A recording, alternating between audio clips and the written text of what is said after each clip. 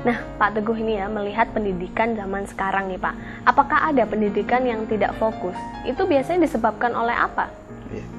Menurut saya kok ada yang tidak fokus ya. Buktinya yang gagal lebih banyak daripada yang sukses. Ya. Yang pertama. Yang kedua, tentu kenapa kurikulum berganti-ganti? Itu mesti dalam rangka mencari format yang terbaik. Ya. Nah, berganti-gantinya kurikulum itu justru menegaskan ada yang belum maksimal. Dalam hal ini mesti karena tidak fokus jadi itu.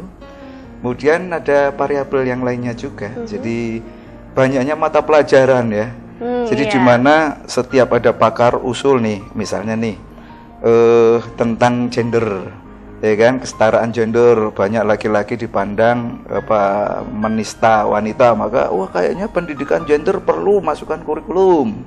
Tambah banyak ya, korupsi, ya, wah ini harus mentalnya harus bagus, ada pendidikan anti korupsi, pada seks bebas karena nggak ada pendidikan seks nih di sekolahan, kita harus ada tuh mata pelajaran gitu ya. Jadi ini menurut saya jadi fakta bahwa pendidikan itu selama ini masih mencari format yang paling baik lah. Jadi bahasa lainnya yang kemarin-kemarin tidak fokus.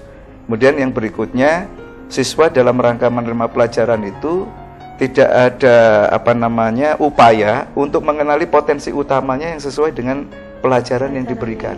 Jadi setiap provinsi beda potensi, maka mestinya beda penanganan. Setiap anak antar pribadi itu juga beda potensi, mestinya beda stimulasi dan beda aktivasi.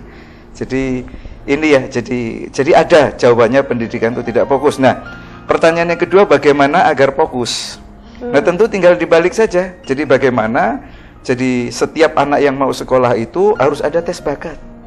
Nah, mari alternatif yang mau digunakan cara terbaik menurut pemerintah apa? Yang penting adalah, jadi jadilah dirimu sendiri. Jadi anak-anak itu jangan dipaksa menjadi orang lain.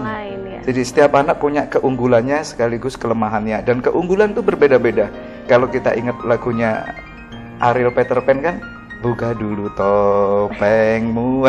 Jadi selama ini kita tidak pernah menjadi diri sendiri, pakai topeng orang lain. Nah, itulah yang namanya potensi diri kita. Jadi jangan sampai punya minat itu karena ikut-ikutan orang lain.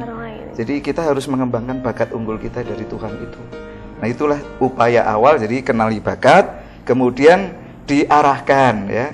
Diarahkan kemudian sesuai dengan potensi unggulnya, kemudian dikembangkan terus-menerus, bisa lewat pendidikan, pelatihan atau pengajaran. Saya pikir itu upaya yang mendasar dan fundamental. Jadi begitu Pak ya, untuk pendidikannya lebih fokus, apapun sekolahnya, tes bakat dulu di DMI Primagama Pak ya.